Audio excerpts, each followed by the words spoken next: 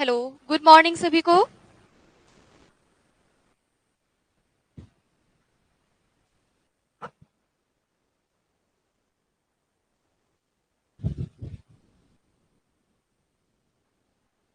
मैं जुड़ चुकी हूँ आप सभी के साथ लाइव में। Hello, good morning. आप सभी जल्दी से जुड़ जाइए, फिर हम आज का सेशन स्टार्ट करते हैं, ठीक है। गुड मॉर्निंग रितेश, मुंचुन, ललित, आप सभी को गुड मॉर्निंग। जल्दी से जुड़ जाइए, उसके बाद हम लोग आज का क्लास स्टार्ट करते हैं, ठीक है।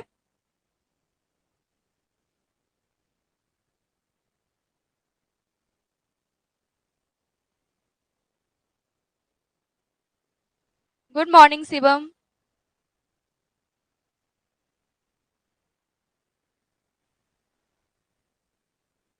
Himanshu, good morning.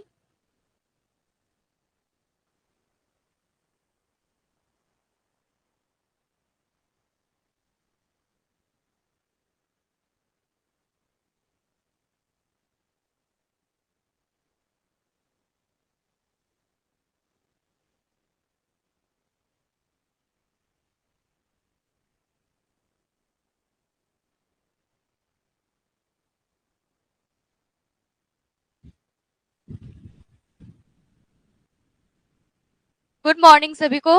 तो आज का जो हमारा सेशन होगा उसमें हम लोग कर्व के सब्जेक्टिव प्रश्न को देखेंगे। क्लियर? जैसा कि हमने कल के लाइव क्लास में आपको बताया था, उसमें हम लोग 2 अंक स्तरीय, 4 अंक स्तरीय और 5 अंक स्तरीय प्रश्न को करने वाले हैं, ठीक है। गुड मॉर्निंग ऋचा, सोनी, मिथुन, आप सभी को गुड मॉर्निंग। तो चलिए आज का सेशन स्टार्ट करते हैं।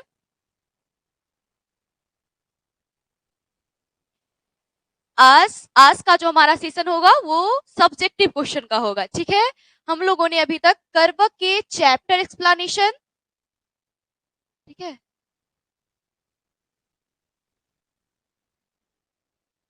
चैप्टर एक्सप्लेनेशन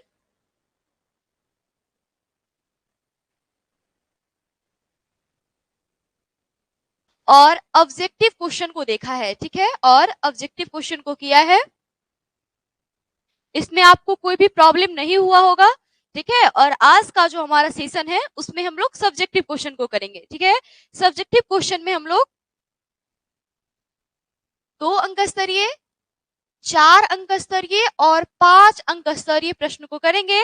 साथ में आपको ये भी बताया जाएगा कि आपके एग्जाम में किस प्रकार से प्रश्न पूछे जाते हैं और आपको किस प्रकार से उसका आंसर राइटिंग करना है। क्लियर?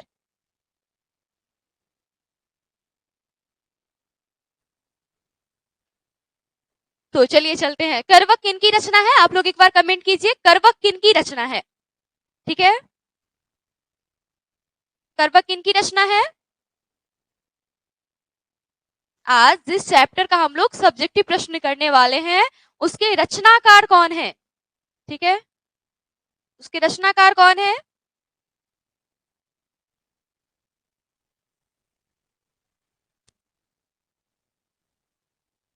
मलिक मोहम्मद जायसी। प्रिया, वेरी गुड, ठीक है। मलिक मोहम्मद जायसी जी की रचना है कर्वक, ठीक है, आपको ये याद होनी चाहिए, ठीक है। मलिक मोहम्मद जायसी। मनीष, ठीक है।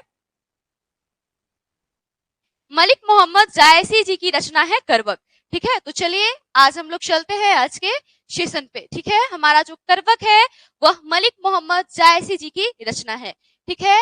ये है हमारा 2 अंक स्तरीय प्रश्न। जैसा कि हमने आपको बताया था कि हम लोग 3 फेज में क्वेश्चन को देखेंगे, ठीक है।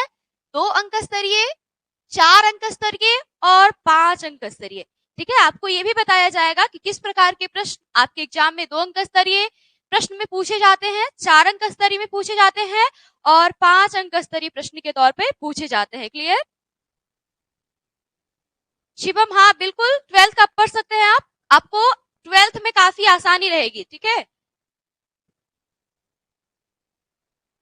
बहुत अच्छा, आप पढ़िए, 12th का ही पढ़िए, बहुत अच्छा है आपके लिए। आपके लिए प्लस पॉइंट होगा कि आप 11th में ही 12th का सिलेबस कवर कर रहे हैं, ठीक है। और हिंदी है तो आपको कोई प्रॉब्लम नहीं होने वाली है, ठीक है। तो चलिए चलते हैं आज के प्रश्न पे। आज का जो हमारा फर्स्ट क्वेश्चन है वो है 2 अंक स्तरीय, ठीक है। यह 2 अंक स्तरीय प्रश्न है, इसे देखते हैं। ठीक है। आपको पहले ये देखना है कि मैं पहले जब क्वेश्चन बता दूं, ठीक है, उसके बाद आपको जो प्रॉब्लम हो वो आप हमसे पूछे, ठीक है, बीच में नहीं, बीच में पहले आप समझने की कोशिश करें, ठीक है। तो चलते हैं फर्स्ट क्वेश्चन पे। कवि ने अपनी एक आंख की तुलना दर्पण से क्यों की है? ठीक है, कवि ने अर्थात मलिक मोहम्मद जायसी जी ने, मलिक मोहम्मद जायसी जी ने अपनी एक आंख की तुलना किससे की है? दर्पण से की है, ठीक है। तो क्यों की है, यही आपके क्वेश्चन में पूछा जा रहा है, ठीक है। कवि ने अपनी एक आंख की तुलना दर्पण से क्यों की है? बहुत बार पूछा जा चुका क्वेश्चन है और आपके मॉडल पेपर में भी अगले बार पूछा गया था, ठीक है। तो देखते हैं इसे।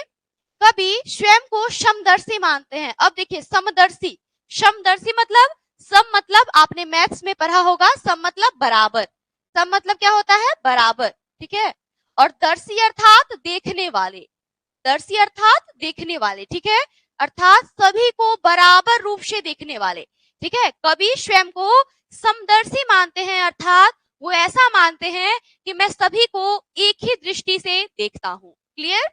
अब देखिए, कवि के अनुसार, ठीक है, कवि के अनुसार अर्थात मलिक मोहम्मद जायसी जी के अनुसार, ठीक है, मनुष्य की प्रतिबिंब, मनुष्य का जो प्रतिबिंब होता है वह दर्पण में, ठीक है, दर्पण में वैसा ही बनती है, दर्पण अर्थात आईना, ठीक है, आईना में वैसा ही बनता है जैसा कि आप देखने में हो, ठीक है। ऐसा नहीं है कि आप देखने में किसी दूसरे कलर के हो तो आपको वो दूसरा कलर का दिखाएगा, ठीक है, या अगर आपकी नाक खड़ी है तो वो चिपटी दिखाएगी, ऐसा नहीं है, ठीक है। आप जैसे हो वैसा ही आपको दिखेगा, ठीक है, दर्पण में। वही बताया जा रहा है कि मनुष्य का प्रतिबिंब दर्पण में वैसा ही बनता है जैसा कि वह वास्तव में होता है, ठीक है। मनुष्य जैसा है वैसा ही आपका प्रतिबिंब वास्तव में दिखेगा, ठीक है। कवि स्वयं को दर्पण की तरह स्वच्छ और निर्मल मानते हैं। कवि मानते हैं, मलिक मोहम्मद जायसी जी मानते हैं कि मैं दर्पण की तरह क्या हूं? स्वच्छ और निर्मल हूं। मैं सभी को एक तरीके से देखता हूं, कोई धनवान है या कोई गरीब है, मेरी नजर में सभी एक समान है, ठीक है। ये किनका मानना है? यह मलिक मोहम्मद जायसी जी का मानना है, ठीक है। कवि स्वयं को दर्पण की तरह स्वच्छ और निर्मल मानते हैं, ठीक है। वे सभी को एक समान दृष्टि से देखते हैं, ठीक है। उनका मानना है कि धनवान हो या गरीब, मैं सभी को एक ही दृष्टि से देखता हूं, एक समान दिखता हूं, ठीक है। तो आपको ये क्लियर हुआ होगा। अब आपका कोई क्वेश्चन है तो आप हमसे पूछ सकते हैं, ठीक है। पूछिए जो भी प्रश्न है आपका। अगर आपको कुछ भी समझ में नहीं आया हो तो आप हमसे पूछ सकते हैं, बिल्कुल। हाँ, एक नजर से सबको देखने वाले, हाँ पलक, वेरी गुड, ठीक है। एक नजर से सबको देखने वाले अर्थात सभी को एक समान दिखने वाले, ठीक है।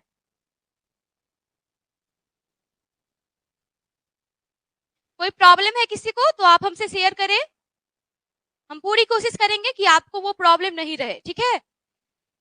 कोई प्रॉब्लम है तो आप जल्दी से कमेंट करें 1 मिनट के अंदर, उसके बाद हम अगले स्लाइड पे चलते हैं, ठीक है। प्रॉब्लम नहीं है तो आप नो प्रॉब्लम बोले, ठीक है, जिससे हमें ये समझ में आया कि आपको समझ में आ रहा है, ठीक है।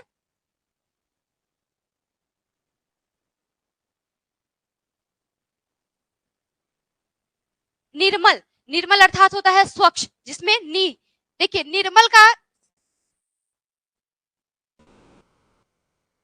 देखिए निर्मल अर्थात क्या होता है? नीह जोर मल, जिसमें गंदा नहीं हो, ठीक है, अर्थात स्वच्छ मानिए, मल अर्थात होता है गंदा, ठीक है। तो स्वच्छ अर्थात उनका जो मन था वो स्वच्छ था, ठीक है। दर्पण का मतलब ललित, दर्पण का मतलब आईना होता है जिसे आप रोज यूज करते होइएगा घर में। अर्जुन फिर से समझाइए, ठीक है, एक बार फिर से समझा देते हैं हम आपको, ठीक है। कवि ने अपनी एक आंख की तुलना दर्पण से क्यों की है? ठीक है, कवि स्वयं को समदर्शी मानते हैं, अर्थात मलिक मोहम्मद जायसी जी कहते हैं कि मैं सभी को एक समान देखने वाला हूं, बराबर रूप से देखने वाला हूं, ठीक है।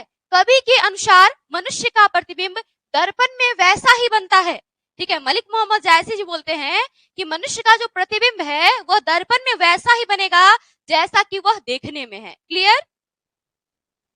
कवि स्वयं को दर्पण की तरह स्वच्छ और निर्मल मानते हैं, वे सभी को एक समान दृष्टि से मानते हैं। क्लियर? इसलिए कवि ने अपनी एक आंख की तुलना दर्पण से की है। रीचा, ओके दीप, ठीक है, कोई प्रॉब्लम नहीं है ना? तो हम लोग अगले स्लाइड पे बढ़ते हैं, अगले क्वेश्चन पे, ठीक है। नंबर जो क्वेश्चन है हमारा वो क्या बोल रहा है? ये भी 2 अंक स्तरीय ही है, ठीक है, ये भी 2 अंक स्तरीय ही है, पूछा जाता है 2 अंक स्तरीय में। हो सकता है कि आपसे अगर 5 अंक स्तरीय प्रश्न में पूछ रहा है तो हम आगे जो आपको बताएंगे आप उसमें वो जोड़ करके लिखे। ठीक है, ये 2 अंक स्तरीय के लिए है आपका। ठीक है, 2 अंक स्तरीय प्रश्न में ही पूछा जाता है। ठीक है, चलते हैं इस क्वेश्चन की ओर। देखिए, पहले करवक अर्थात अगर आपके पास बुक होगा, ठीक है, तो उसमें करवक को 2 भागों में बांटा गया है, जैसा कि हमने आपको बताया था। प्रथम खंड जो है वो पद्मावत के प्रथम भाग से और द्वितीय भाग जो है हमारा करवक का वो पद्मावत के अंतिम खंड से लिया गया है। ठीक है, इसमें कोई प्रॉब्लम नहीं होगा आपको। ठीक है, तो पहले करवक अर्थात प्रथम भाग जो है, ठीक है, करवक का जो प्रथम भाग है, तो पहले करवक में कलंक, कांच और कंचन से क्या तात्पर्य है, ये शब्द आए हैं। आपके करवक का जो पहला भाग है उसमें ये तीनों शब्द दिए गए हैं। क्या क्या? कलंक, कांच और कंचन। ठीक है, तो देखिए कलंक का क्या अर्थ होता है, देखेंगे हम लोग इसे कि कवि ने इसे क्यों प्रयोग किया है अपने काव्य में। क्लियर? देखिए, कलंक शब्द की चर्चा करते हुए कवि कहते हैं, कवि अर्थात कौन कहते हैं? मलिक मोहम्मद जायसी जी कहते हैं। क्लियर? चंद्रमा में दाग है, चंद्रमा में क्या होता है? दाग होता है, जैसे कि मैंने आपको फिगर में बताया था। ठीक है, फिगर में क्या था?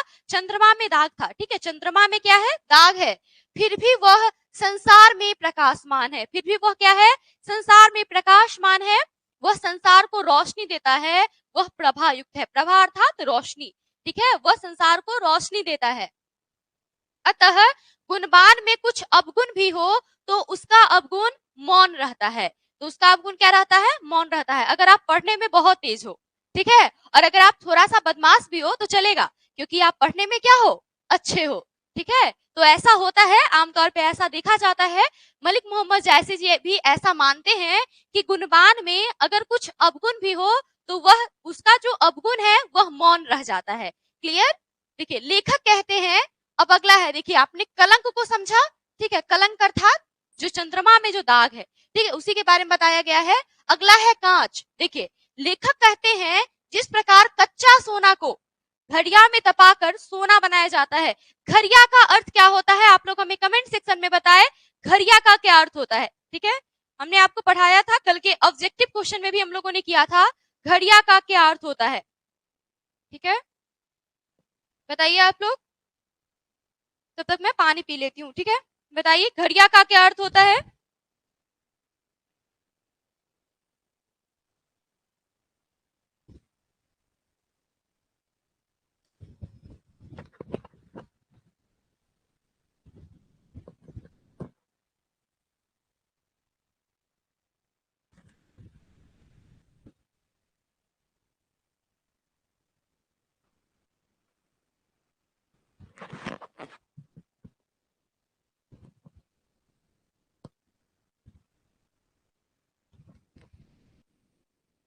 अच्छा ललित, अवगुण का मतलब दीदी, अवगुण का मतलब होता है खराब गुण। जो आदतें आप में नहीं होनी चाहिए वो आदतें भी आप में है।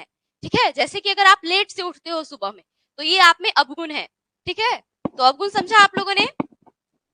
पलक, सोना गलाने वाला पात्र जिसमें कच्चा सोना को डाला जाता है। Very good Palak. Genome, very good. सोना गलाने वाला पात्र, हाँ ठीक है। और धीरज, आपका क्वेश्चन है कि मौन का अर्थ क्या होता है? मौन का अर्थ होता है छिप जाना। जैसे कि क्या है, अगर किसी में अवगुण भी हो, ठीक है, तो अगर उसके पास गुण है तो उसका जो अवगुण है वह छिप जाता है। लोग कहते हैं अरे यह पढ़ने में तो अच्छा है ना, ठीक है, बदमाशी कर रहा है लेकिन यह पढ़ने में तो अच्छा है। ठीक है, तो उसका जो गुण है, अवगुण है, वह छिप जाता है। क्लियर? मौन अर्थात छिप जाना। और किसी को कोई प्रॉब्लम है इसमें, ठीक है, कलंक को समझने में, तो आप कमेंट सेक्शन में बताएं। चलते हैं हम लोग आगे कांच पर। ठीक है, लेखक कहते हैं कि जिस प्रकार कच्चा सोना को घड़िया, घड़िया अर्थात सोना गलाने वाला पात्र, ठीक है, घड़िया में तपाकर सोना बनाया जाता है, उसी प्रकार बिना परिश्रम के सफलता नहीं मिलती। अगर आप नहीं पढ़ोगे तो श्योरली है कि आपको अच्छे मार्क्स नहीं आ पाएंगे। ठीक है, तो बिना परिश्रम के सफलता नहीं मिलती। कवि ने इसकी तुलना कांच शब्द का प्रयोग करते हुए कहा है। कवि ने कहा है कि जब तक, ठीक है, सोना को, कच्चा सोना जो होता है उसे घड़िया में डालकर तपाया नहीं जाएगा तब तक वह चमकदार नहीं होगा। तब तक सोना में क्या होगा, शाइनिंग नहीं आएगी, ठीक है, उसमें चमक नहीं आएगा, लोग उसका आभूषण भी नहीं पहनना पसंद करेंगे, ठीक है। सोना क्यों प्रसिद्ध है, तो अपने चमकीलापन के कारण, ठीक है। तो उसी प्रकार बिना परिश्रम के सफलता नहीं मिलती, ठीक है, वही बताया गया है। कवि ने इसकी तुलना कांच शब्द का प्रयोग करते हुए किया है। क्लियर? अगर आपको कोई प्रॉब्लम है तो आप हमसे पूछे, ठीक है, कुछ भी प्रॉब्लम हो आपको तो आप हमसे पूछे, वरना हम अगले स्लाइड पे चलते हैं। हम लोगों ने कलंक और कांच को देखा, कंचन को देखना भी हमें बाकी है कि कवि ने कंचन शब्द का प्रयोग इस काव्य में क्यों किया है। नो प्रॉब्लम है, ठीक है मुंचुन, ललित, ठीक है। चलते हैं अगले स्लाइड पे। देखिए हम लोगों ने देखा कलंक और कांच को, कंचन को देखते हैं, कंचन से क्या तात्पर्य है। तो देखिए कंचन शब्द का प्रयोग करते हुए कवि ने कहा है कि जिस प्रकार शिव के त्रिशूल द्वारा सुमेरु पर्वत स्वर्ण का हो गया था, आपने देखा था सुमेरु पर्वत को किसके त्रिशूल द्वारा नष्ट किया गया था, तो शिव त्रिशूल द्वारा नष्ट किया गया था और वह सोने का हो गया था। जैसा कि हमने आपको फिगर के माध्यम से बताया था कि सुमेरु पर्वत जो है वह किस कलर का है, स्वर्णिम कलर का हो गया है अब, ठीक है। तो सुमेरु पर्वत स्वर्ण का हो गया, उसी प्रकार दुर्जन संगत की संगति में आने से श्रेष्ठ बन जाता है। ध्यान से समझिएगा इसे, पर्वत है, पर्वत अर्थात पत्थर है, ठीक है, पत्थर जब शिव, ठीक है, शिव के त्रिशूल के संगति में आया तो वह सोने का हो गया। इसी प्रकार कवि कहते हैं कि जो दुर्जन होता है, ठीक है, अगर वह सज्जन की संगति में आए तो वह भी क्या हो जाता है, वह भी सज्जन हो जाता है, ठीक है, उसकी संगति में आने से वह भी श्रेष्ठ बन जाता है, ठीक है, संगति का असर पड़ता है, ठीक है। अगर आपका कोई दोस्त पढ़ने में अच्छा है तो आप भी उसे देख करके सोचोगे अरे मैं भी थोड़ा पढ़ लूं, ठीक है, तो ये संगति का असर होता है, ठीक है। अगर आपका दोस्त नहीं पढ़ रहा है तो आप भी सोचोगे अरे वो तो घूम रहा है, मैं भी घूमता हूँ, ठीक है, तो ये संगति का असर होता है आप में। वही मलिक मोहम्मद जायसी जी ने बताया है। कोई प्रॉब्लम है तो आप हमें बताएं। हाँ, उत्तराखंड में है सुमेरु पर्वत, हिमांशु उत्तराखंड में है सुमेरु पर्वत, ठीक है। दुर्जन का अर्थ होता है दुष्ट, ठीक है, दुर्जन का अर्थ होता है दुष्ट, गिरे हुए लोग, जिनकी सोच जो है वो अच्छी नहीं है, ठीक है। और किसी को कोई प्रॉब्लम है तो आप हमें बताएं, वरना हम अगले स्लाइड पे चलते हैं, अगले क्वेश्चन की ओर। ये सब हमारा 2 अंक स्तरीय प्रश्न है, आपको इसका पीडीएफ भी मिल जाएगा, ठीक है, एप्लीकेशन पे।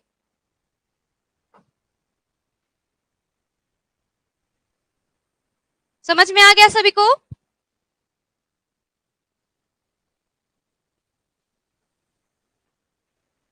ओके, बढ़ते हम लोग आगे 3rd नंबर क्वेश्चन पे, ठीक है। कवि ने किस रूप में स्वयं को याद रखे जाने की इच्छा व्यक्त की है, ठीक है, कवि ने स्वयं को किस रूप में याद की जाने की इच्छा व्यक्त की है। कल परसों जब हम लोग चैप्टर एक्सप्लेनेशन पढ़ रहे थे तो हमने कुछ लाइन का अर्थ बताया था, उसमें इसका अर्थ छिपा हुआ था, ठीक है, इसका आंसर उसी में है। देखिए समझते हैं, कवि का मानना है, ठीक है, कवि का मानना है अर्थात मलिक मोहम्मद जायसी जी का मानना है, ठीक है। मनुष्य के चले जाने के बाद, मनुष्य के चले जाने के बाद अर्थात मनुष्य के मरने के बाद, ठीक है, उसकी कीर्तियां, कीर्तियां अर्थात समझिए कार्य, ठीक है, उसने जो संसार में कार्य किया रहता है, ठीक है, कीर्तियां अर्थात कार्य, उसकी कीर्तियां ही अमर रह जाती है। कोई मनुष्य अगर मर जाता है तो वो जो यहाँ से काम करके गया है हम लोग उसी को याद करते हैं, ठीक है। तो मनुष्य तो संसार से चला जाता है लेकिन उसके द्वारा किए गए कार्य कीर्तिमान रह जाते हैं, सभी को याद रह जाते हैं, ठीक है। तो कवि की इच्छा है कि जो भी उनकी इस कहानी को पढ़े अर्थात पद्मावत को पढ़े वह उन्हें 2 शब्दों में जरूर स्मरण करे। जैसा कि हम लोग अभी उनकी ही रचना को पढ़ रहे हैं, किनकी रचना को, मलिक मोहम्मद जायसी जी की रचना को, जो कि पद्मावत है और पद्मावत से लिया गया है करबक, ठीक है।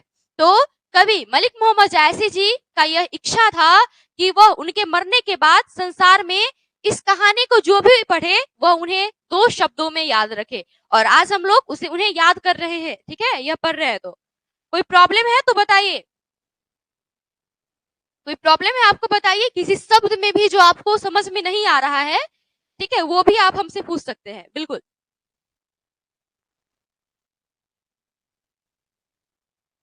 No problem, okay मुंचुन।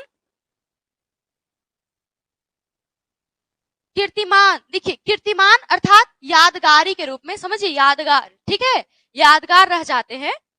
आपके द्वारा जो किया गया काम होगा, ठीक है, आपने देखा होगा कि आपके अगल बगल में कुछ लोग जो होंगे, ठीक है, उन्होंने काफी अच्छा काम किया होगा, उसके बाद वो पृथ्वी से चले होंगे, क्योंकि मृत्यु तो अटल है, सत्य है, ठीक है, उसे कोई नहीं रोक सकता। तो जब वो चले गए होंगे तो उनके जाने के बाद, उनके मरने के बाद उनका जो काम होगा वही आपको याद होगा, ठीक है, वही कीर्तिमान के रूप में रह गया है आपके सामने। कोई प्रॉब्लम? नो प्रॉब्लम ऋचा, ठीक है, तो आपको कोई प्रॉब्लम नहीं होगा। आप चलते हैं अगले क्वेश्चन की ओर, ठीक है।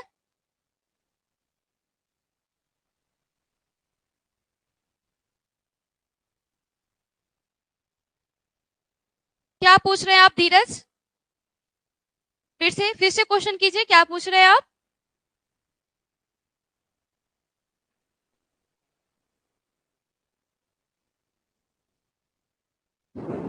चलते हैं अगले स्लाइड पे, ठीक है।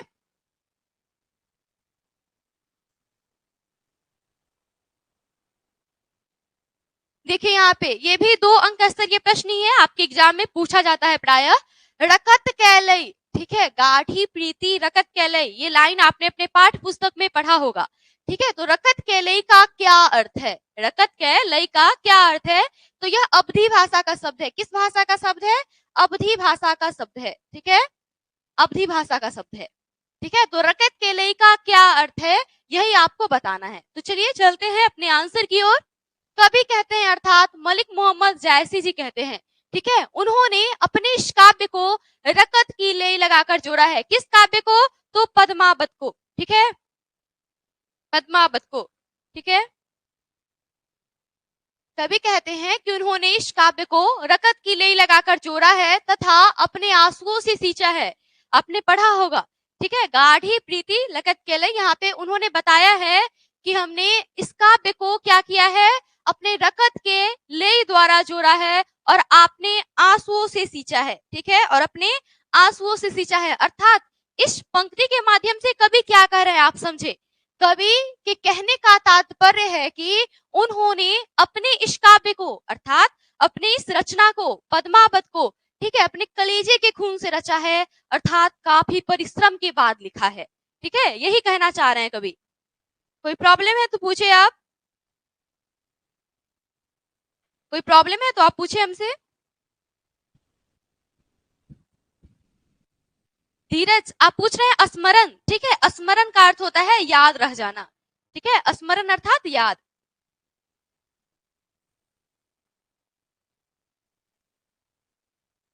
कोई प्रॉब्लम किसी को इसमें तो आप हमसे पूछ सकते हैं। देखिए कवि के कहने का यही तात्पर्य है कि उन्होंने काफी परिश्रम के बाद, अथक परिश्रम के बाद इस काव्य की रचना की है, ठीक है। Prajapati Soni, no problem. तात्पर्य अर्थात मतलब, ठीक है, तात्पर्य अर्थात क्या होता है? मतलब। रिचा, नो प्रॉब्लम, ठीक है। चलते हैं अगले स्लाइड की ओर, अगले क्वेश्चन की ओर। हमारा जो 5 नंबर क्वेश्चन है वो देखिए, ये आपके पाठ पुस्तक में ये लाइन लिखी होगी, मोहम्मद यही कवि जोड़ी सुनावा, ठीक है। यहाँ कवि ने जोड़ी शब्द का प्रयोग किस अर्थ में किया है? यहाँ कवि ने जोड़ी शब्द का प्रयोग किस अर्थ में किया है?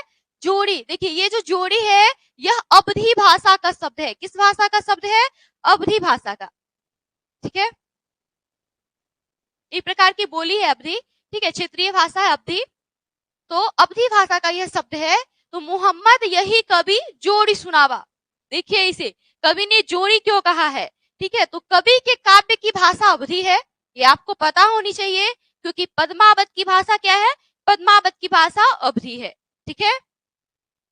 कवि के जोड़ी, जोड़ी कहने का अर्थ है जोड़कर, जोड़ी कहने का अर्थ क्या हो गया?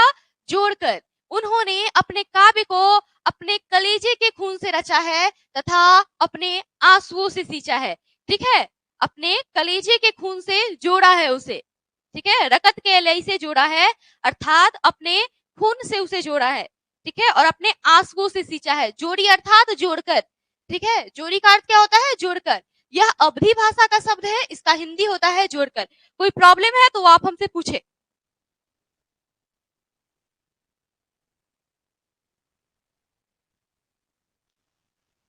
No problem. आगे बढ़े हम लोग। तो ये था हमारा 2 अंक स्तरीय प्रश्न, ठीक है। ये था हमारा 2 अंक स्तरीय प्रश्न। इसके बाद हम लोग, ठीक है, 4 अंक स्तरीय प्रश्न को करेंगे। सींचा, सींचा अर्थात बनाया, ठीक है। सींचा, देखिए आप लोग अगर कोई आपके पास छोटा, अगर आप कोई पौधा रोपते होइएगा तो उसे आप क्या करते हैं, उसमें पानी डालते हैं, उसे सींचते हैं, ठीक है, काफी मेहनत से उसे बड़ा करते हैं। ठीक यही कहना है कवि का कि उन्होंने अपने आंसुओं से इसे सींचा है, अर्थात अपने काफी अथक परिश्रम के बाद उन्होंने इसकी रचना की है, ठीक है। रचा का अर्थ होता है रचना करना, ठीक है। अगर आप कोई कविता लिखते हैं अपने मन से तो आप रचना कर रहे हैं उसकी, ठीक है।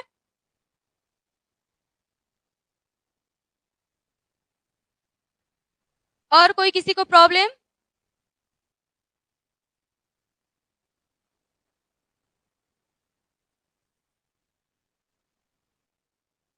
रिचा, ओके दी, ठीक है। तो हम लोग आगे बढ़ते हैं अब।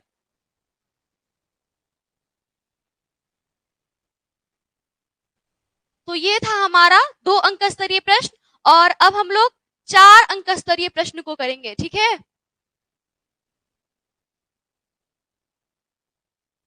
4 अंक स्तरीय प्रश्न, देखिए आपको अगर हम सिलेबस समझाएं तो आपके एग्जाम में, ठीक है, 4 अंक स्तरीय प्रश्न 4 पूछे जाते हैं, ठीक है। 4 अंक स्तरीय प्रश्न की संख्या कितनी रहती है, 4 रहती है, जिसमें से आपको कितने का आंसर देना रहता है, तो 2 का आंसर देना रहता है। कितने का आंसर, 2 का आंसर, अर्थात 8 अंक के पूछे जाते हैं। क्लियर, 8 अंक के पूछे जाते हैं आपके एग्जाम में। तो चलिए हम लोग नेक्स्ट क्वेश्चन को करते हैं। तो ये है हमारा 4 अंक स्तरीय प्रश्न, आपको इसी प्रकार से देता है। 4 अंक स्तरीय प्रश्न में लिखा रहेगा, भाव स्पष्ट करे, ठीक है, या सप्रसंग व्याख्या करे, या निम्नलिखित अवतरणों की व्याख्या करे, ठीक है।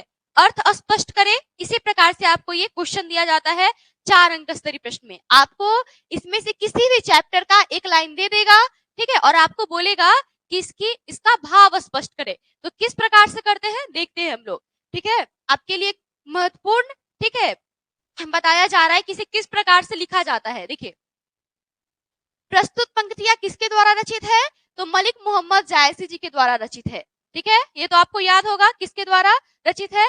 भाव अर्थात कवि इस पंक्ति के माध्यम से क्या कहना चाह रहे हैं, उनका भाव क्या है, ठीक है। समझ में आया मुंशुन?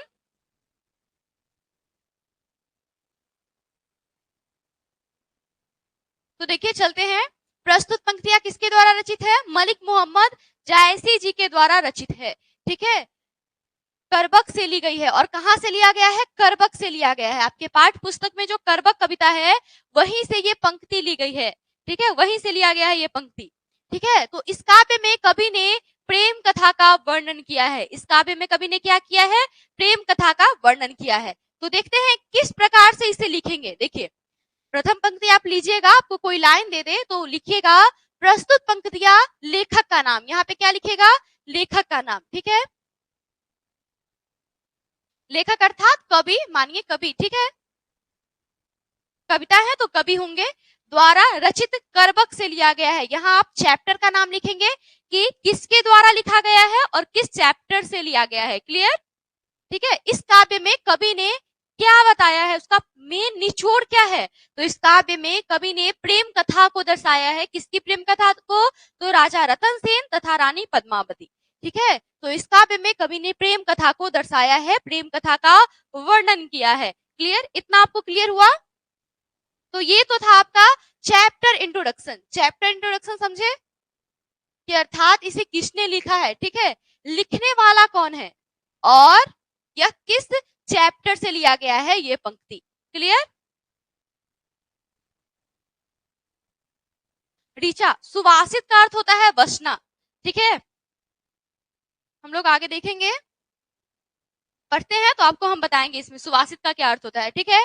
कवि इस पंक्ति के माध्यम से कहना चाहते हैं, कौन कवि है, मलिक मोहम्मद जायसी जी है, ठीक है। तो कवि मलिक मोहम्मद जायसी जी इस पंक्ति के माध्यम से कहना चाहते हैं कि जिस प्रकार आम में सुगंध आने के लिए मंजरी का होना जरूरी होता है, आम में सुगंध आने के लिए किसका होना जरूरी होता है, मंजरी का, आप देखिएगा जब तक आपके आम में मंजरी नहीं होगा तब तक उसमें सुगंध नहीं आएगा। ठीक है, बिना मंजरी के आम सुगंध से सुवासित नहीं होता। सुवासित अर्थात उसमें सुगंध का वास नहीं होता, सुगंध उसमें नहीं बसता है। ठीक है, सुगंध का आना।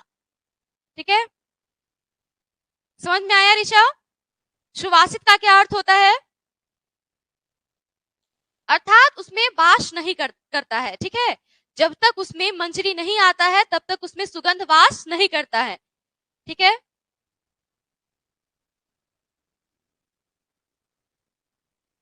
उसी प्रकार बिना दोष के पुरुष में महानता नहीं आती। इसी लाइन को दिया गया है। ठीक है, कि कवि कहते हैं कि जिस प्रकार आम में जब तक मंजरी नहीं आता, ठीक है, तब तक वह मधुर सौरभ से सुवासित नहीं होता, उसमें सुगंध नहीं आता।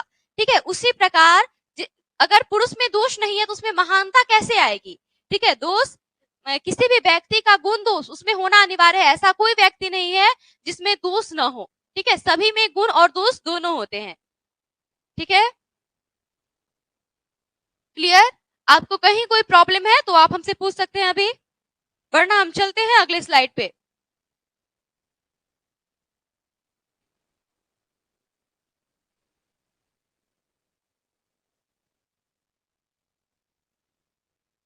देखिए इस प्रकार भी आपको देगा। देखिए, भाव स्पष्ट करे या व्याख्या करे। ठीक है, दोनों एक ही लिखा गया है। आप ये माइंड न ले कि अरे हमने तो भाव स्पष्ट करे पढ़ा है, नहीं। ठीक है, व्याख्या करे, भाव स्पष्ट करे, सप्रसंग व्याख्या करे, ये कुछ भी दे दे तो आप इसी प्रकार से आंसर राइटिंग करें। Clear? No problem? Okay Himanshu, Richa, Munchun, ठीक है, कोई प्रॉब्लम नहीं होगा आपको। चलते हम लोग आगे। ठीक है, धनी सो पुरुख जस कीर्ति जासु, फूल मरे पे मरे न वासु। ठीक है, धनी सो पुरुख। देखिए, धनी सो पुरुख जस कीर्ति जासु, फूल मरे पे मरे न वासु। ये जो है यह किस भाषा का है ये रचना? आप लोग कमेंट के माध्यम से बताइए। ये जो लाइन लिखी गई है यह किस भाषा में है? किस भाषा में ये लाइन जो लिखी गई है? हमने बताया है आपको।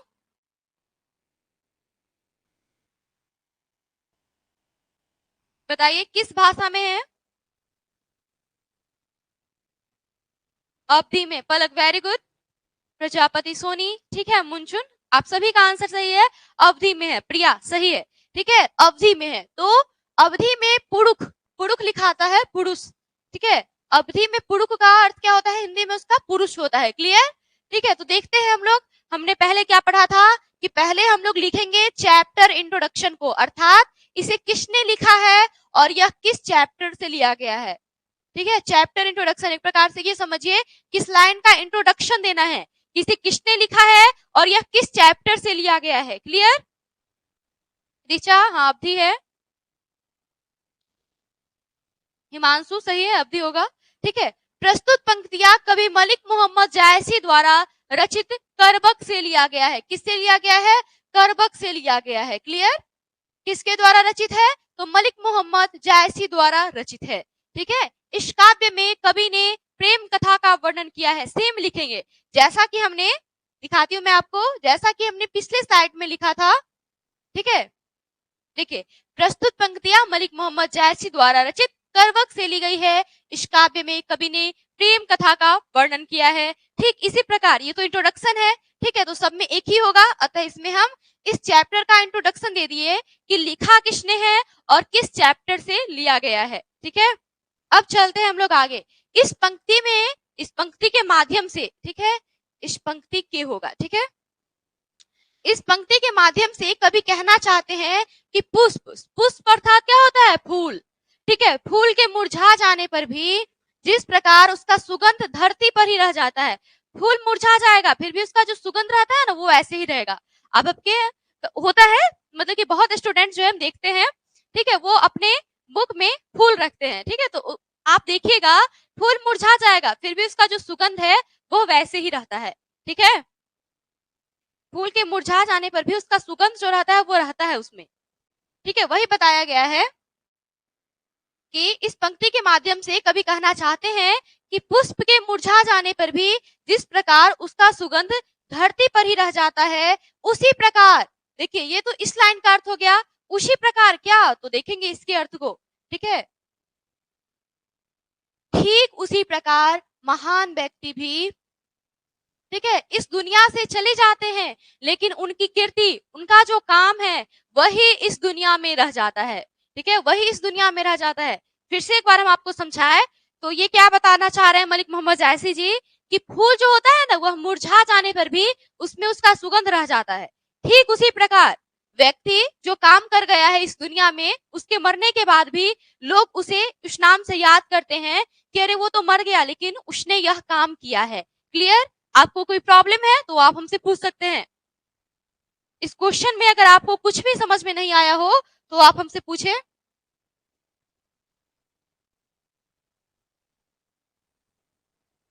और प्रॉब्लम नहीं है तो नो प्रॉब्लम लिखे, ठीक है, जिससे हम आगे बढ़ सके। Munchun, okay, no problem, okay Richa. तो हम लोग बढ़ते हैं आगे 5 अंक स्तरीय प्रश्न की ओर, ठीक है। अब है हमारा 5 अंक स्तरीय प्रश्न। हम लोगों ने 2 अंक स्तरीय और 4 अंक स्तरीय प्रश्न को देख लिया है, ठीक है। और आपको ये विश्वास दिलाया जाता है कि अगर इस चैप्टर से प्रश्न पूछा जाएगा तो बस इतने ही प्रश्न आएंगे, ठीक है, ये आपको विश्वास दिलाया जाता है, बस इतने ही प्रश्न आएंगे, ठीक है। सोनी कुमारी हनुमान नगर, फिर से समझना है आपको, ठीक है, एक बार हम फिर से समझा देते हैं, ठीक है। 2 मिनट लगेगा, हम फिर से समझाते हैं आपको। देखिए, व्याख्या करे, धनी सो पुरुष जस कीर्ति जासु, फूल मरे पे मरे न बासु, मरे अर्थात मरना, चला जाना, ठीक है। तो प्रस्तुत पंक्तियां, इसमें हम लोग चैप्टर इंट्रोडक्शन देते हैं, ठीक है। तो प्रस्तुत पंक्तियां कवि मलिक मोहम्मद जायसी जी के द्वारा लिखी गई है। ये तो क्लियर है, किसके द्वारा लिखी गई है? मलिक मोहम्मद जायसी जी के द्वारा, ठीक है। और किस चैप्टर से लिया गया है? तो करबक से लिया गया है, ठीक है। इस काव्य में कवि ने प्रेम कथा का वर्णन किया है। किसके प्रेम का? ठीक है, किसके प्रेम का? तो राजा रतन सेन और रानी पद्मावती, ठीक है। इस पंक्ति के माध्यम से कवि कहना चाहते हैं, अर्थात मलिक मोहम्मद जायसी जी कहना चाहते हैं कि जिस प्रकार फूल के मुरझा जाने पर भी उसका सुगंध रह जाता है, ठीक उसी प्रकार व्यक्ति तो संसार से मर जाता है, लेकिन उसने जो कार्य किया है इस पृथ्वी पर वह रह जाता है। क्लियर? राकेश, एक स्लाइड पीछे कीजिए, इसमें प्रॉब्लम है आपको, देखिए तो।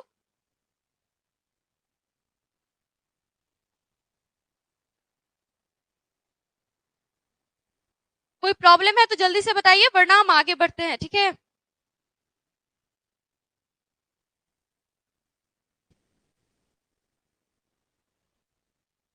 कोई प्रॉब्लम है तो बताइए आप लोग, वरना हम लोग 5 अंक स्तरीय प्रश्न की ओर बढ़ते हैं। अब हम लोगों ने 2 अंक स्तरीय और 4 अंक स्तरीय प्रश्न को कर लिया है, ठीक है।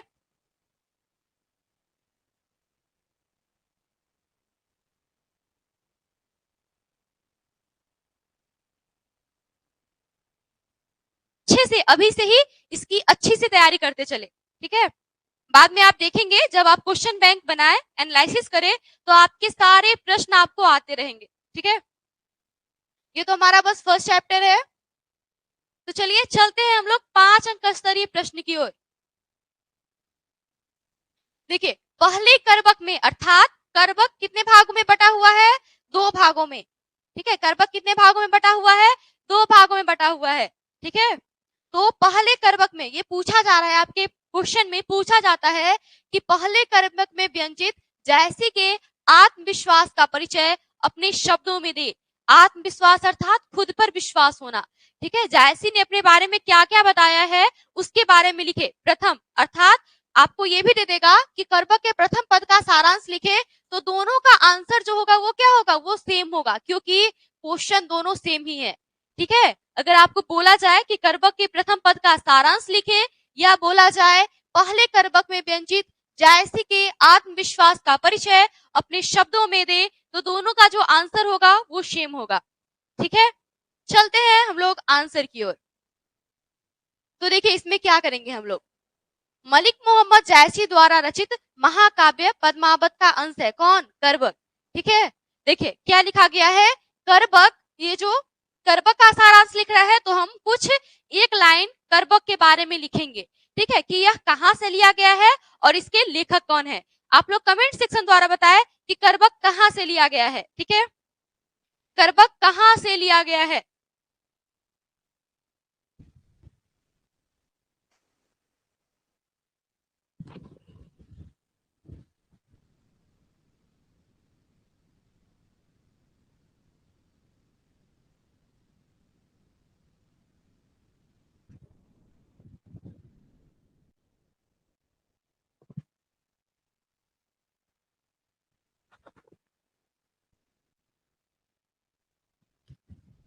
वेरी गुड पलक, मुंचुन, प्रिया। ठीक है, आप सभी का आंसर सही है। पद्मावत से लिया गया है। करबक कहां से लिया गया है, पद्मावत से लिया गया है। ठीक है, तो देखिए, करबक मलिक मोहम्मद जायसी द्वारा रचित महाकाव्य पद्मावत का अंश है। किसका अंश है, पद्मावत का एक भाग है, पद्मावत का एक अंश है। ठीक है, कवि कहते हैं कि वे एक नैन के होते हुए भी, एक नैन अर्थात एक आंख के होते हुए भी गुणवान है। ठीक है, तो यहां तक तो हो गया चैप्टर इंट्रोडक्शन। ठीक है, कि करबक कहां से लिया गया है और इसके जो लेखक है वो कौन है। ठीक है, यह चैप्टर इंट्रोडक्शन हो गया आपका। यहां से हम लोग देखते हैं चैप्टर के सारांश को, अर्थात आपने जो लाइन बाय लाइन जो एक्सप्लेनेशन को पढ़ा था उसी को लिखना है शॉर्ट वे में। ठीक है, उसी बातों को लिखना है। अगर आपके लिए एक प्लस पॉइंट है, बेनिफिट है कि अगर आप लाइन बाय लाइन याद कर जा रहे हैं, ठीक है, जैसा कि हमने आपको पढ़ाया था इससे पीछे के लाइव क्लास में चैप्टर एक्सप्लेनेशन को, तो आपको ये याद करने में कोई प्रॉब्लम नहीं होगी। आप आसानी से समझ जाइएगा। ठीक है, आपको कोई प्रॉब्लम नहीं होगी। देखिए, कवि कहते हैं कि वे एक नैन के होते हुए भी गुणवान है। उन्होंने अपनी आंख की तुलना किससे की है, दर्पण से की है, क्योंकि दर्पण वास्तविकता को दर्शाता है। आप जैसे हो वैसा ही दिखाएगा आपको। ठीक है, दर्पण नहीं जानता कि कोई वस्तु, कोई व्यक्ति धनवान है या कोई गरीब है। ठीक है, उसके लिए वह किसी से भेदभाव नहीं करता। आप जैसे हो वह आपको वैसा ही दिखाएगा। ठीक है,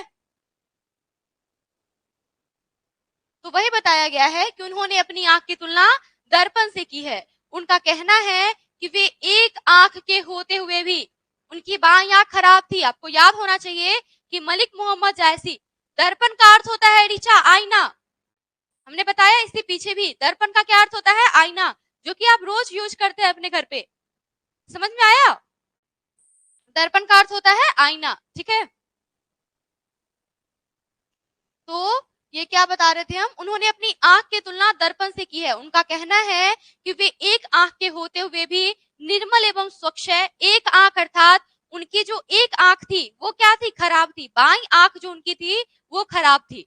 ठीक है, बाईं आंख से वंचित थे वो। जब हम कवि परिचय को पढ़ रहे थे तभी हम लोगों ने इसे पढ़ा था। क्लियर, ये स्लाइड क्लियर हुआ? तो आप लोग ओके लिख के बताएं जिससे कि हम आगे बढ़े।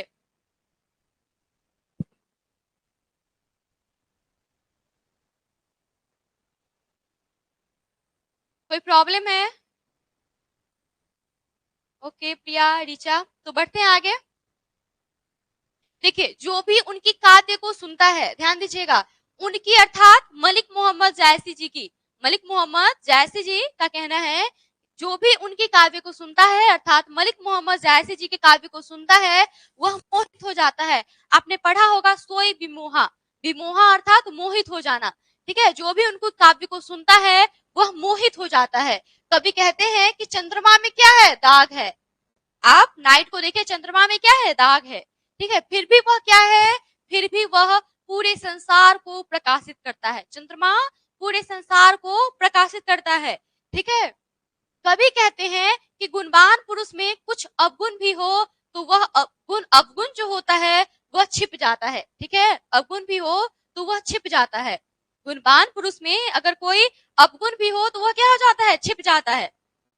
ठीक है, जैसा कि हमने आपको एग्जाम्पल से बताया कि अगर आप पढ़ने में तेज हो और थोड़ा नटखट भी हो तो लोग कहते हैं कि अरे पढ़ने में तो तेज है, कोई बात नहीं, थोड़ा नटखट ही है तो चलेगा। ठीक है, तो आपका जो अवगुण है उसके सामने छिप जाता है। ठीक है,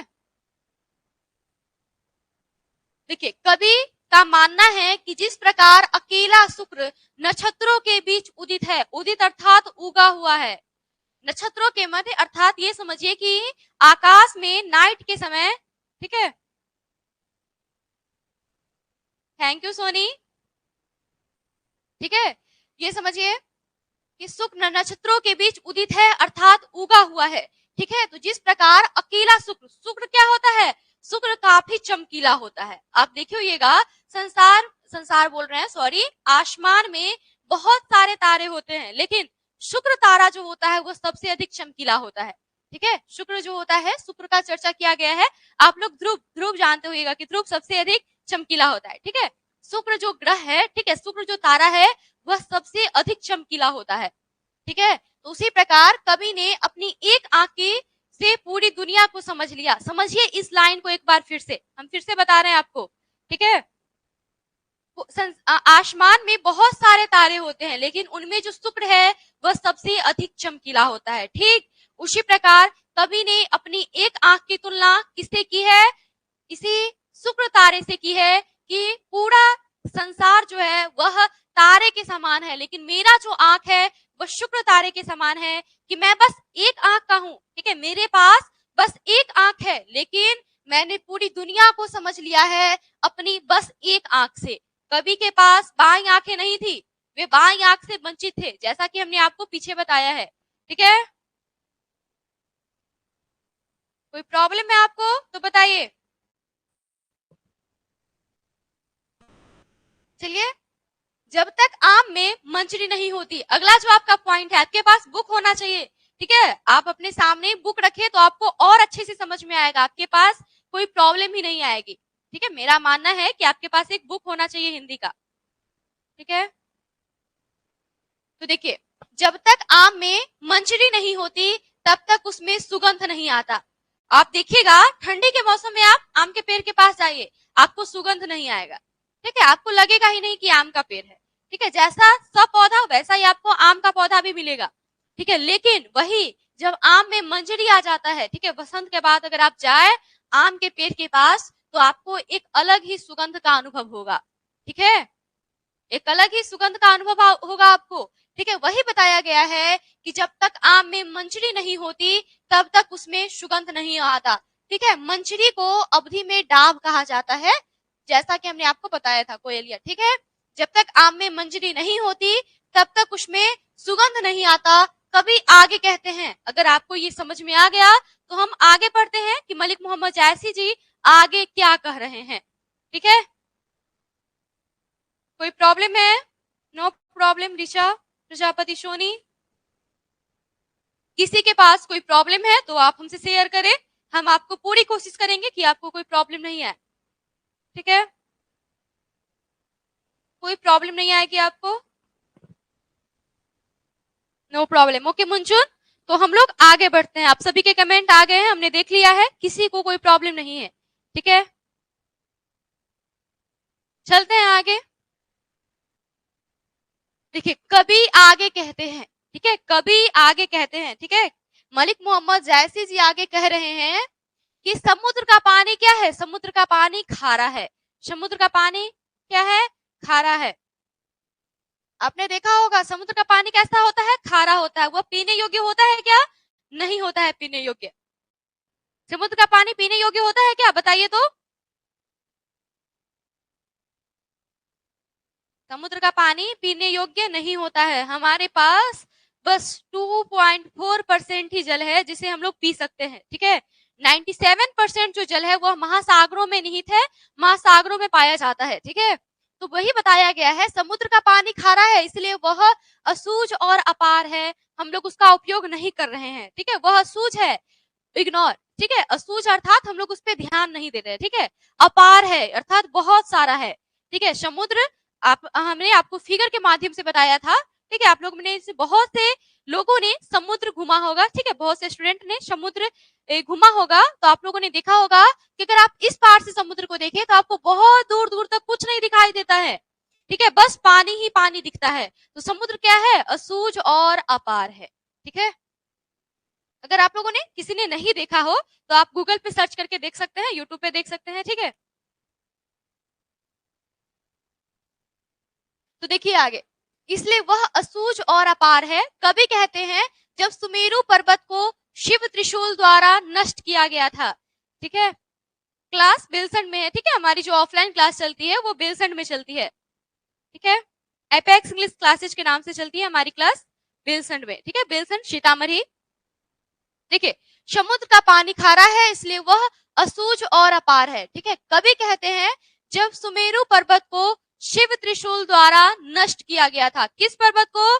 सुमेरु पर्वत को, ठीक है। किस पर्वत को? सुमेरु पर्वत को, जो अभी कहाँ है? सुमेरु पर्वत कहाँ है? आप लोग कमेंट सेक्शन में बताइएगा, सुमेरु पर्वत है कहाँ? हमने आपको बताया था जब हम लाइन बाय लाइन एक्सप्लेनेशन को पढ़ा रहे थे, ठीक है। बताइएगा सुमेरु पर्वत है कहाँ? उत्तराखंड, हाँ वेरी गुड पलक, उत्तराखंड में है, ठीक है। आप लोग देख सकते हैं, ठीक है। आप लोग देख सकते हैं इस पे यूट्यूब पे या गूगल पे, ठीक है, आपको दिखेगा स्वर्ण में एकदम अति सुमेरु पर्वत जो है वह स्वर्णिम कलर का है, ठीक है, सोने के कलर का है। तो ऐसा ऐतिहासिक घटना है, ऐसा बताया गया है कि उसे शिव त्रिशूल द्वारा नष्ट किया गया था। हाँ प्रिया ललित उत्तराखंड में है, ठीक है। मुंचुन प्रजापति सोनी, ठीक है, उत्तराखंड में है सुमेरु पर्वत, वह सोने का हो गया, ठीक है। वही बताया गया है कि सुमेरु पर्वत को जब शिव त्रिशूल द्वारा नष्ट किया गया था तो वह सोने का हो गया था। क्लियर? सज्जन की संगति में रहने से दुर्जन भी श्रेष्ठ हो जाते हैं। कवि कह रहे हैं कि सज्जन की संगति में अगर आप रहे तो आप भी क्या हो जाइएगा? आप भी श्रेष्ठ हो जाइएगा, ठीक है। आपका जो विचार है वो बदल जाएगा, ठीक है। अगर आप ही देखिए, आपका पढ़ने का मन नहीं हो रहा है लेकिन आप कोई ऐसे दोस्त बनाए जो हमेशा पढ़ता है, पढ़ने पे ध्यान देता है, पढ़ने में अच्छा है, तो आपका, ठीक है, आपका भी मनोबल ऐसा होगा कि अरे हम भी पढ़ते हैं, ठीक है। तो ऐसा होता है, संगति का असर पड़ता है, ठीक है। तो क्या है? सज्जन की संगति में रहने से दुर्जन भी श्रेष्ठ हो जाते हैं, मलिक मोहम्मद जायसी जी का ऐसा मानना है, ठीक है। आगे कवि कहते हैं, कवि कहते हैं अर्थात आगे मलिक मोहम्मद जायसी जी कहते हैं, ठीक है, कि जब तक घड़िया में सोने को गलाया नहीं जाता, घड़िया में अर्थात सोना गलाने वाला जो पात्र होता है, ठीक है। सज्जन का मतलब ललित, सज्जन का मतलब होता है अच्छा व्यक्ति, ठीक है। जो अच्छा व्यक्ति हो, सभी के बारे में उच्च विचार रखता हो, ठीक है, उसे हम सज्जन कहते हैं। कभी किसी का बुरा नहीं सोचता हो, ठीक है। तो कभी कहते हैं जब तक घड़िया में सोना को गलाया नहीं जाता, घड़िया अर्थात सोना गलाने वाला पात्र, ठीक है, जब तक सोना गलाने वाले पात्र में सोना नहीं गलाया जाता तब तक वह कच्ची धातु, ठीक है, जो कच्ची धातु होती है वह सोना, चमकदार सोना नहीं होती। कि कौन सा सोना? चमकदार सोना। सोना तो रहता है लेकिन चमकदार सोना नहीं होता। और अगर आप ज्वेलरी के दुकान में जाइएगा, कोई सोना अगर चमकदार नहीं है तो आप लीजिएगा क्या? नहीं लीजिएगा, बोलेगा अरे इसमें तो शाइनिंग ही नहीं है, ठीक है, ये तो हम अगर पहनेंगे तो अच्छा ही नहीं लगेगा, ठीक है। तो यही है कि तब तक वह कच्ची धातु सोना नहीं होती, परिश्रम करने से ही सफलता की प्राप्ति होती है। कभी कहते हैं, ठीक है, जब तक आप परिश्रम नहीं कीजिएगा तब तक आपको सफलता नहीं मिलेगी, ठीक है। कभी क्या कह रहे हैं कि जब तक आप परिश्रम नहीं कीजिएगा आपको सफलता नहीं मिलेगी। वही इस एग्जाम्पल के माध्यम से उन्होंने बताया है कि जब तक घड़िया में सोना को तपाया नहीं जाता तब तक वह सोना नहीं होता, तब तक वह चमकदार सोना नहीं होता। ठीक उसी प्रकार अगर कोई व्यक्ति परिश्रम नहीं करता है तो उसको सफलता नहीं मिलती, ठीक है। दुर्जन का अर्थ होता है जिसका विचार निम्न हो, ठीक है।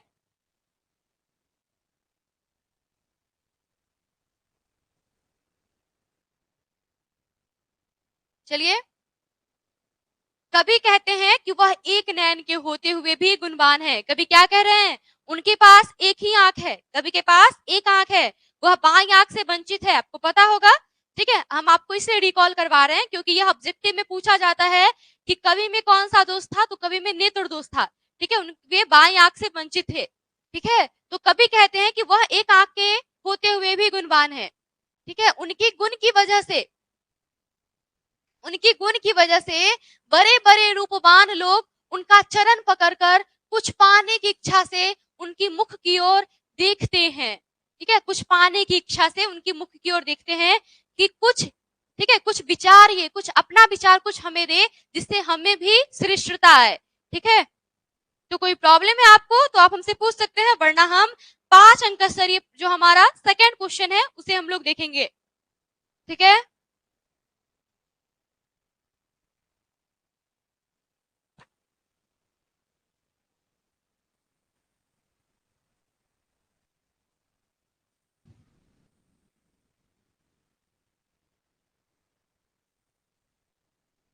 हाँ, साधु शर्मा सब्जेक्टिव पढ़ा रहे हैं, ठीक है।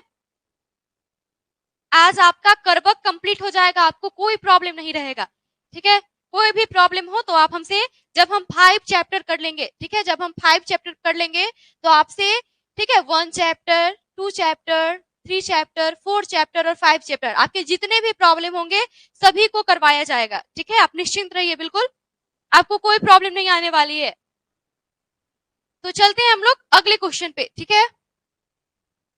ये है हमारा 5 अंक स्तरीय सेकेंड क्वेश्चन, ठीक है। 5 अंक स्तरीय प्रश्न सेकेंड क्वेश्चन, ये पूछा भी जाता है, कितने बार पूछा गया है, ठीक है। जितना भी क्वेश्चन हम लोगों ने किया वो सब प्रीवियस एग्जाम में आए हुए हैं और हमारे एनसीईआरटी से लिया गया है, ठीक है। इसलिए आपके एग्जाम में अगर इस क्वेश्चन से कोई भी, ठीक है, इस चैप्टर से कोई भी प्रश्न आए तो यही प्रश्न पूछा जाएगा, ठीक है।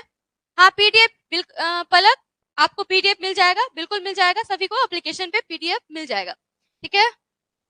देखिए, करबक के द्वितीय पद का सारांश लिखे, हम लोगों ने प्रथम भाग का सारांश लिखा और ये क्या बोल रहा है, द्वितीय भाग, द्वितीय पद अर्थात द्वितीय भाग का सारांश लिखने के लिए, ठीक है। द्वितीय पूछा जाता है कि करबक का प्रथम भाग जो है उसका सारांश लिखे, तो वो तो हम लोगों ने देख लिया, उसके सभी अर्थ को समझा, ठीक है। अब ये है हमारा द्वितीय भाग, इसके अर्थ को समझिए, ठीक है। तो करबक, इसमें भी हम लोग कुछ इंट्रोडक्शन तो आपको लिखना ही होगा, ठीक है, कि करबक कहाँ से लिया गया है, ठीक है, और ये किनकी रचना है। तो देखिए, इसे करबक मलिक मोहम्मद जायसी द्वारा रचित महाकाव्य पद्मावत का एक अंश है। करबक कहाँ से लिया गया है, पद्मावत से लिया गया है, ठीक है। करबक कहाँ से लिया गया है, पद्मावत से। पद्मावत में चित्तौर नरेश रतन सेन, चित्तौर नरेश रतन सेन अर्थात चित्तौर के जो राजा थे रतन सेन, चित्तौर के राजा कौन थे, रतन सेन थे, ठीक है। और सिंहल द्वीप, सिंहल द्वीप अभी वर्तमान में श्रीलंका में है, कहाँ पे है, श्रीलंका में है, ठीक है। तो सिंहल द्वीप के जो राजा थे उस समय, उनकी जो पुत्री थी वह, राजा की पुत्री क्या कहलाती थी, राजकुमारी कहलाती थी, ठीक है। और राजा का पुत्र राजकुमार, ठीक है। तो सिंहल द्वीप की राजकुमारी अर्थात सिंहल द्वीप के जो राजा थे उनकी जो पुत्री थी पद्मावती, ठीक है, उनकी प्रेम कथा का वर्णन पद्मावत में किया गया है। तो यहां तक तो हो गया इंट्रोडक्शन, यहां तक हो गया इंट्रोडक्शन, ठीक है। हम लोगों ने इंट्रोडक्शन को जाना। आपको कोई प्रॉब्लम है तो आप हमसे पूछ सकते हैं, ठीक है। कवि अपने काव्य के बारे में बताते हुए कहते हैं, यहां तक तो हम लोगों ने इंट्रोडक्शन को देखा कि ठीक है, कि यह किसके द्वारा लिखा गया है, ठीक है, यह कहां से लिया गया है, इसमें क्या बताया गया है। तो इसमें प्रेम कथा को बताया गया है चित्तौर के राजा रतन सेन और सिंहल द्वीप की राजकुमारी पद्मावती के बारे में, ठीक है।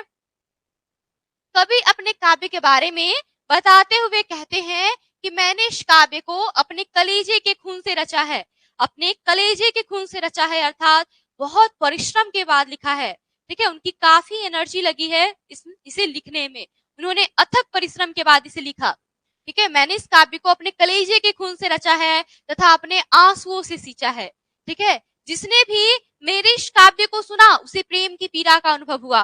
पद्मावत जो है इसमें क्या बताया गया है, इसमें प्रेम की पीड़ा को बताया गया है। हम एक बार स्टोरी को रिकॉल करना चाहेंगे। एक ऐतिहासिक घटना है कि राजा रतन सेन थे और रानी पद्मावती थी, ठीक है। राजा रतन सेन की पत्नी थी रानी पद्मावती, ठीक है। इनके दरबार में कौन रहता था, एक राघव चेतन रहता था, ठीक है, एक राघव चेतन रहता था। तो राघव चेतन, कुछ विवाद के कारण राघव चेतन को निकाल दिया गया रतन सेन के दरबार से, ठीक है। तो राघव चेतन बदला लेना चाहा, किससे बदला लेना चाहा, तो वह इसे राजा रतन सेन से बदला लेना चाहा। तो वह अल्लाउद्दीन, ठीक है, अल्लाउद्दीन खिलजी के दरबार में गया और पद्मावती के रूप का बखान किया कि पद्मावती तो इतनी सुंदर है, आप देखिएगा तो मोहित हो जाइएगा, ठीक है। किसके सामने बोला, अल्लाउद्दीन खिलजी के सामने। तो अल्लाउद्दीन खिलजी पद्मावती को पाने की इच्छा व्यक्त किया और राजा रतन सेन के दरबार पर हमला बोल दिया, ठीक है। कुछ समय के बाद लास्ट अगर हम बात करें, ठीक है, अगर हम शॉर्टली बात करें तो राजा रतन सेन की मृत्यु हो जाती है, ठीक है। और उसके बाद ये जो होता है जौहर कहा जाता है एक, ठीक है। रानी पद्मावती जो होती है वह राज्य की समस्त औरतों के साथ खुद को आग में समर्पण कर देती है, ठीक है। तो ये एक प्रकार का प्रेम कथा है राजा रतन सेन और रानी पद्मावती का, ठीक है। किसी को कोई प्रॉब्लम है क्या पूछ रहे हैं आप ललित? फिर से लिखें आप, फिर से ललित आप फिर से लिखे अपना, आपका जो प्रॉब्लम है हम समझ नहीं पा रहे हैं आप क्या लिख रहे हैं, ठीक है?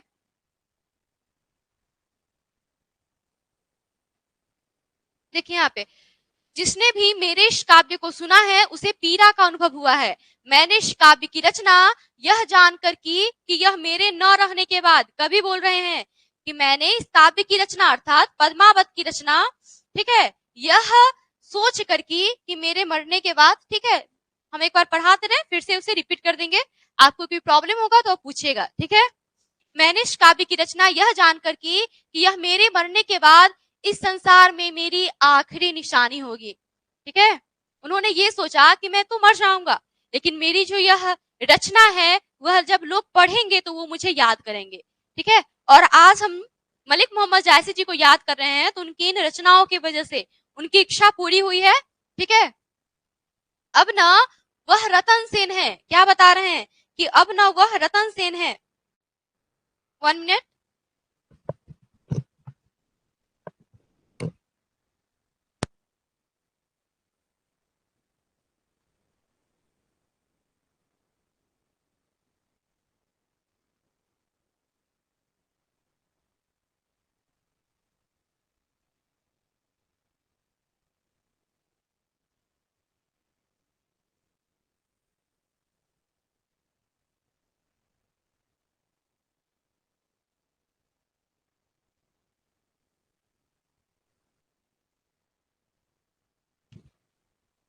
ठीक है, तो मैं क्या पढ़ा रही थी आपको कि ये कह रहे हैं, कौन कह रहे हैं, मलिक मोहम्मद जायसी जी कह रहे हैं कि अब न वह रतन सेन है, कि वह चित्तौड़ का राजा जो रतन सेन था वह अब नहीं है, इस दुनिया में वह नहीं है, ठीक है? और न वह रूपवती ललना रानी है, न वह बुद्धिमान सुआ है। रानी पद्मावती के पास एक सुआ अर्थात एक पैरट था, ठीक है, सुगा, एक हम लोग तोता बोलते हैं इसे, ठीक है, तोता पैरट, इसे आप समझेंगे। सुआ एक अवधी भाषा का शब्द है, ठीक है? तो देखिए, तोता, तोता अर्थात तोता का क्या नाम था? हीरामणि था। तोता का क्या नाम था? पद्मावती के पास जो तोता था उसका नाम था हीरामणि, ठीक है? तो वही बताया गया है कि न वह बुद्धिमान सुआ है, वह काफी बुद्धिमान था, ठीक है? उसी ने जाकर के राजा रतन सेन के पास पद्मावती के रूप का बखान किया और जिससे रतन सेन पद्मावती को, जिससे रतन सेन के मन में पद्मावती को पाने की इच्छा जगी और वह वहां गए, ठीक है? उसके बाद पद्मावती से उनका विवाह हुआ, ठीक है? तो और न ही वह राघव चेतन तथा अल्लाउद्दीन, ठीक है? क्या बता रहे हैं कि इस संसार में कोई नहीं है, ठीक है? आप लोग का जो भी प्रॉब्लम है वो हम फिर से रिपीट करके बता देंगे, पहले आप लोग इसे समझिए, ठीक है? इस संसार में मेरी आखिरी निशानी होगी। देखिए, अब न वह रतन सेन है और न वह रूपवती ललना रानी, ठीक है, न वह बुद्धिमान पैरट है अर्थात न वह बुद्धिमान तोता है, ठीक है, और न ही राघव चेतन तथा अल्लाउद्दीन। आज इस संसार में कोई नहीं है, इसमें से कोई संसार में है क्या? कोई नहीं है, ठीक है? लेकिन यश के रूप में, लेकिन कार्य के रूप में केवल उनकी कहानी रह गई है, लेकिन उन्होंने जो इस संसार में किया केवल उनकी वह कहानी रह गई है इस संसार में, ठीक है?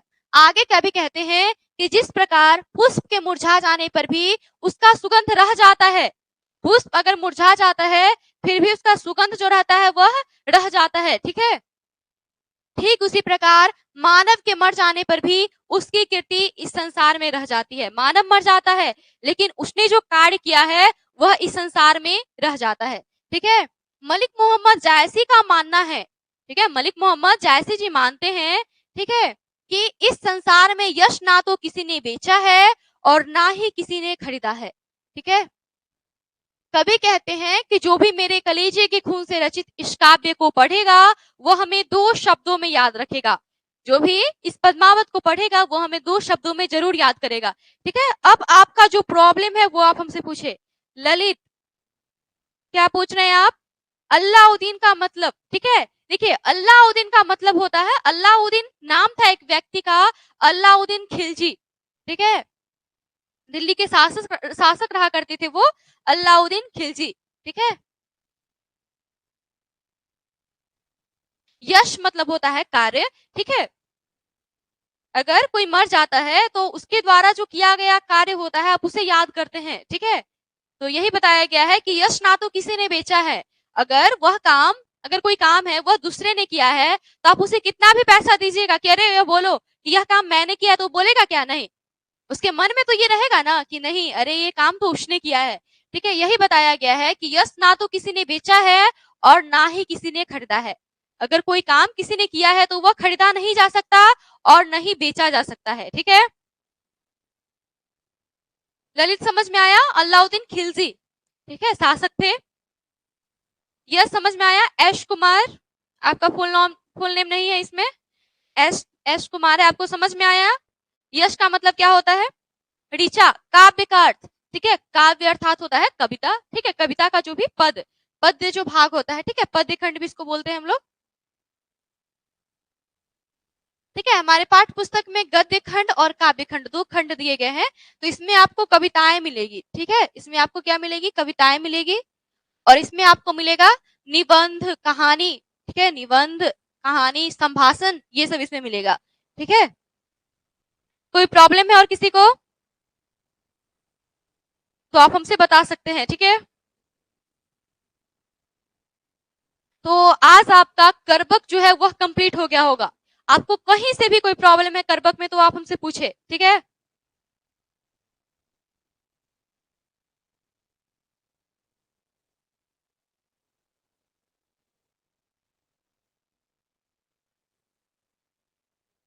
No problem. ऋचा, मंचुन, ठीक है, आपको कोई प्रॉब्लम नहीं है। एक बार हम कुछ क्वेश्चन करना चाहते हैं आपसे, आप बताइएगा, ठीक है। जल्दी जल्दी आप लोग कमेंट सेक्शन में कीजिएगा। करबक किनकी रचना है? जल्दी से बताइए आप लोग कमेंट सेक्शन में, करबक किनकी रचना है? हम लोग 5 मिनट के अंदर इसका रिवीजन करते हैं, ठीक है। करबक किनकी रचना है? जल्दी से बताइए आप लोग। मलिक मोहम्मद जायसी जी की, हाँ वेरी गुड, मलिक मोहम्मद जायसी जी की रचना है, ठीक है। मलिक मोहम्मद जायसी की रचना है, वेरी गुड पलक, प्रिया, ठीक है, आप सभी का आंसर सही है। करबक जो है वह मलिक मोहम्मद जायसी जी की रचना है, ठीक है। यह कहां से लिया गया है ये बताइए, करबक कहां से लिया गया है? किसका एक अंश है?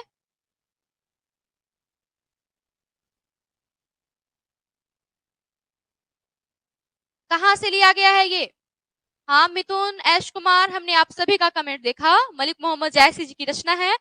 पलक, हाँ ठीक है, पद्मावत से लिया गया है। पलक, प्रिया, ठीक है, मुंचुन, ठीक है, पद्मावत से लिया गया है। कहां से लिया गया है? पद्मावत से लिया गया है। अच्छा, इसकी भाषा क्या है ये बताइए, पद्मावत की भाषा क्या है? पद्मावत की भाषा क्या है?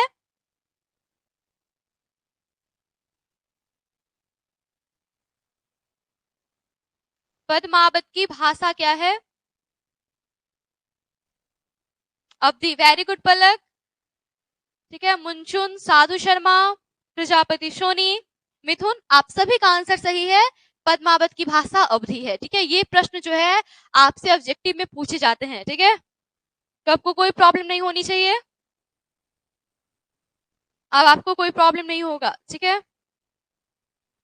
ये मलिक मोहम्मद जायसी जी के पिता का क्या नाम था ये बताइए, मलिक मोहम्मद जायसी जी के पिता का क्या नाम था? बताइए।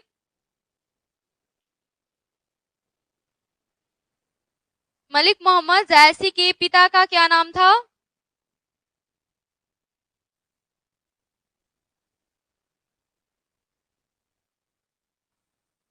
मलिक शेख ममरेज, हाँ वेरी गुड पलक, मलिक शेख ममरेज। मलिक राजे अशरफ, ये भी उन्हें कहा जाता था, ठीक है। Malik Sheikh Mamrez, very good. S Kumar, Munshun, Palak, ठीक है, प्रजापति सोनी, आप सभी का आंसर सही है, ठीक है। तो आपको करबक क्लियर हो गया होगा, ठीक है। हमारा ये विश्वास है कि आपको करबक में कहीं भी कोई प्रॉब्लम नहीं होगा, ठीक है। तो कल हम लोग हमारा जो सेकेंड चैप्टर है काव्यखंड का, कौन सा है? सूरदास के पद, ठीक है। सेकेंड चैप्टर हमारा क्या है? सूरदास के पद। उसके इंट्रोडक्शन को देखेंगे, चैप्टर इंट्रोडक्शन के साथ साथ हम लोग लाइन बाय लाइन एक्सप्लेनेशन को देखेंगे। चैप्टर इंट्रोडक्शन के साथ साथ हम लोग लाइन बाय लाइन, ठीक है, एक्सप्लेनेशन को देखेंगे, ठीक है। तो आपको कहीं कोई प्रॉब्लम नहीं होगी। तो चलते हैं, कल हम लोग क्या देखेंगे? कल हम लोग देखेंगे शूरदास के पद, ठीक है। आज हम लोग करवक को हम लोगों ने कंप्लीट कर लिया है। इसका हम लोगों ने लाइन बाय लाइन एक्सप्लेनेशन देखा, ऑब्जेक्टिव क्वेश्चन देखा, साथ में 2 अंक स्तरीय, 4 अंक स्तरीय और 5 अंक स्तरीय प्रश्नों को देखा, ठीक है। आपको कहीं कोई प्रॉब्लम नहीं होगा, ठीक है। तो मिलते हैं कल 9 बजे कल के लाइव क्लास में सूरदास के पद, ठीक है, इसके चैप्टर एक्सप्लेनेशन के साथ। तो तब तक के लिए धन्यवाद, ठीक है।